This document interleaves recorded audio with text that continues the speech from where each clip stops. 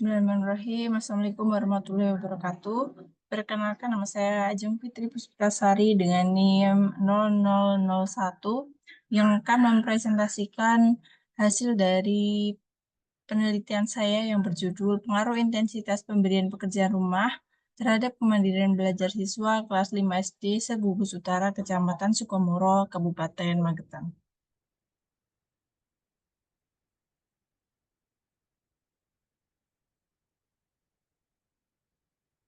Untuk latar belakangnya, berdasarkan UU Nomor 20 Tahun 2003 tentang Sistem Pendidikan Nasional Pasal 3 itu berisikan tentang cara atau usaha meningkatkan kemampuan afektif, kognitif, dan psikomotorik siswa. Juga proses mengembangkan dan kemampuan memaksimalkan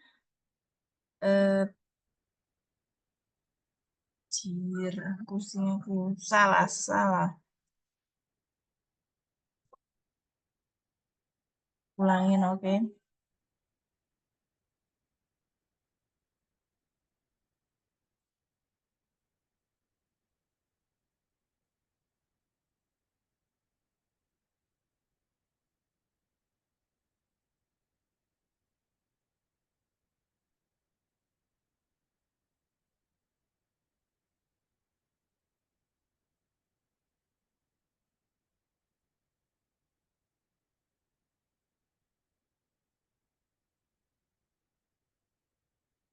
Bismillahirrahmanirrahim. Assalamualaikum warahmatullahi wabarakatuh. Perkenalkan, nama saya Ajeng Fitri Puspitasari dengan NIM 0001 yang akan mempresentasikan hasil dari penelitian saya yang berjudul Pengaruh Intensitas Pemberian Pekerjaan Rumah terhadap Kemandirian Belajar Siswa kelas 5 SD Segugus Utara, Kecamatan Sukomoro, Kabupaten Magetan. Untuk latar belakang, itu ada UU Nomor 20 Tahun 2003 tentang Sistem Pendidikan Nasional Pasal 3. Itu yang berisikan tujuan pendidikan, yaitu untuk mengembangkan potensi peserta didik dan menjadikan manusia yang memiliki iman dan takwa, berakhlak mulia, yang salah satu yang saya soroti yaitu memiliki nilai karakter mandiri. Selanjutnya, apa sih tingkat kemandirian? Tingkat kemandirian itu merupakan aktivitas peserta didik yang tidak ketergantungan dengan orang lain, dapat menyelesaikan kegiatan atau aktivitasnya dengan kemampuan dirinya sendiri, serta bertanggung jawab dalam penyelesaiannya. Selanjutnya, terhadap pemberian PR. Pemberian PR itu sebagai sarana untuk memanfaatkan waktu peserta didik ketika mereka berada di rumah, karena jam di rumah dan di sekolah lebih banyak berada di rumah begitu. Selanjutnya, pengaruh intensitas. Eh, Intensitas pemberian PR yang ada di Kabupaten Magetan ini masih rendah begitu. Mereka memberikan PR seminggu hanya sekali 2 kali saja. Dan porsinya pun kurang tepat. Selanjutnya, saya akan meneliti terkait pengaruh intensitas pemberian PR terhadap kemandirian belajar siswa. Adapun rumusan masalah dan tujuan penelitian. Berdasarkan yang pertama, rumusan masalah itu bagaimana intensitas pemberian PR pada siswa. Yang kedua, bagaimana tingkat kemandirian belajar pada siswa. Yang ketiga, apakah ada pengaruh antara intensitas pemberian PR dengan kemandirian belajar siswa. Adapun tujuan penelitian dari rumusan masalah tadi, yang pertama ada intensitas pemberian PR pada siswa. Yang kedua, tingkat kemandirian belajar pada siswa. Yang ketiga, pengaruh antara intensitas pemberian PR terhadap kemandirian belajar siswa. Lalu definisi operasional variabel, yang pertama ada kemandirian belajar. Kemandirian belajar itu merupakan aktivitas peserta didik yang tidak ketergantungan dengan orang lain begitu.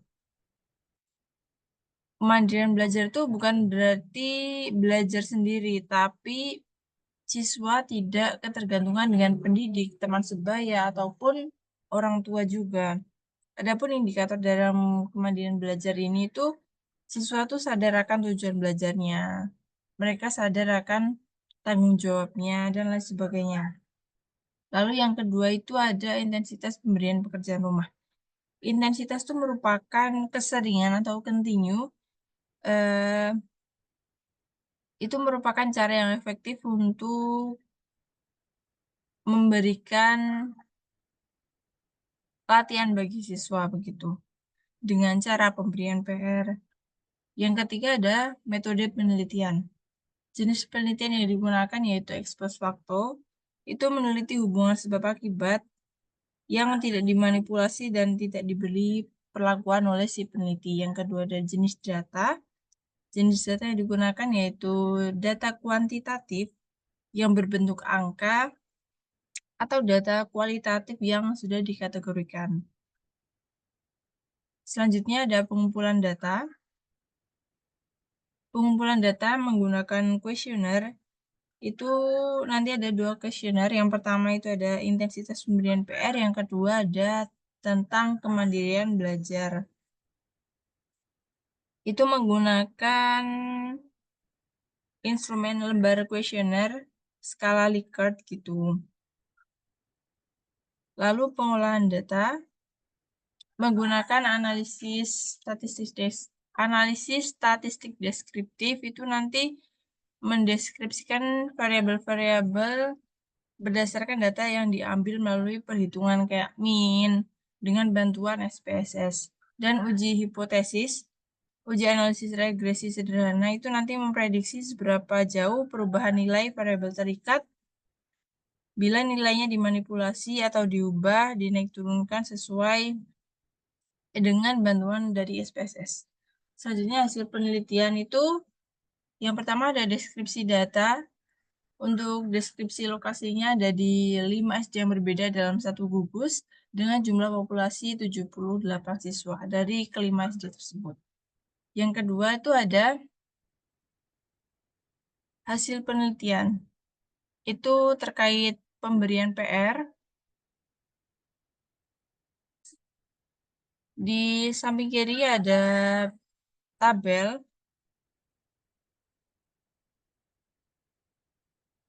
Intensitas pemberian PR yang di sini itu menggunakan 20 item pertanyaan yang berbentuk skala Likert. Skalanya itu dari 1 sampai 4. Berdasarkan tabel frekuensi variabel intensitas pemberian PR dapat terlihat bahwa intensitas pemberian PR pada 2 siswa itu tergolong sangat tinggi dengan presentase 2,56%. Lalu pada 45 siswa dengan kategori tinggi dengan presentase 57,69%. Lalu pada 23 siswa dengan kategori rendah dengan presentase 29,49%. Dan yang terakhir pada 8 siswa itu kategorinya sangat rendah dengan presentase 10,26%. Pada bagian itu ada diagramnya. Selanjutnya pada kemandirian belajar, itu berdasarkan tabel distribusi frekuensi variabel kemandirian belajar tuh dapat terlihat bahwa kemandirian belajar pada satu siswa tergolong kategori sangat tinggi dengan presentase 1,28%. Lalu pada 47 siswa dengan kategori tinggi dengan presentase 60,26%. Pada 19 siswa dengan kategori rendah dengan presentase 24,26%. Lalu pada 11 siswa dengan kategori sangat rendah dengan presentase 14,1%. Lalu ada diagramnya di sebelahnya. Selanjutnya analisis data menggunakan metode korelasi, analisis korelasi itu untuk melihat hubungan antara intensitas pemberian PR dan kemandirian belajar dengan uji Pearson. Itu menggunakan SPSS juga pada p-value atau C sebesar 0, di mana nilai tersebut lebih kecil, yang artinya terdapat hubungan antara intensitas pemberian PR dan kemandirian belajar siswa. Nilai koefisien korelasi sebesar 0,784 Nilai tersebut kemudian diinterpretasikan berdasarkan pedoman yang telah ditentukan berada antara rentang 0,6 sampai 0,799 yang termasuk dalam kategori tingkat hubungan yang kuat.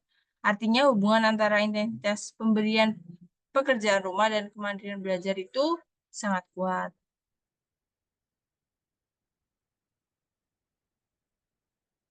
Selanjutnya, analisis data, analisis regresi sederhana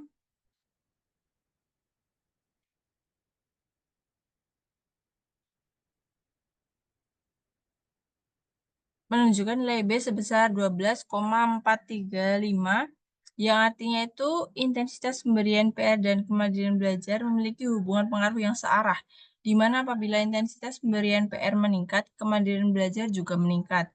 Yang kedua, jika variabel intensitas pemberian PR konstan, maka rata-rata nilai variabel kemandirian belajar siswa sebesar 12,435.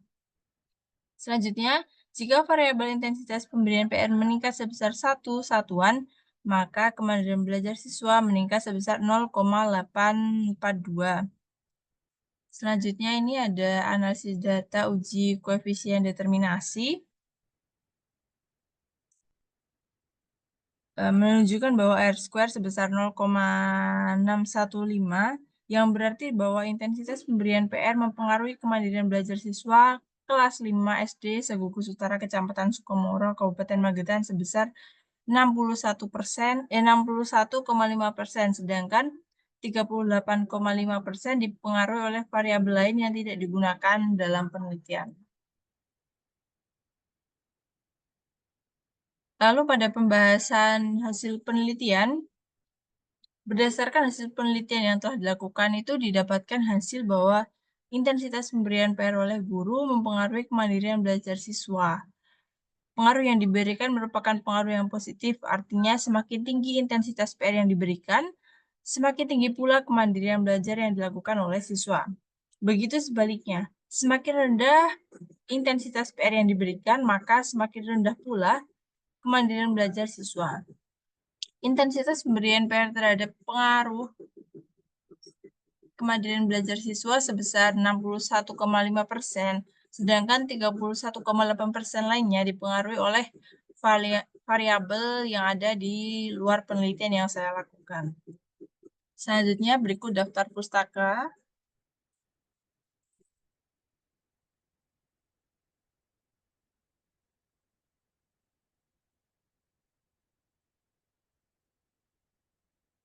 Terima kasih, sekian presentasi hasil penelitian dari saya.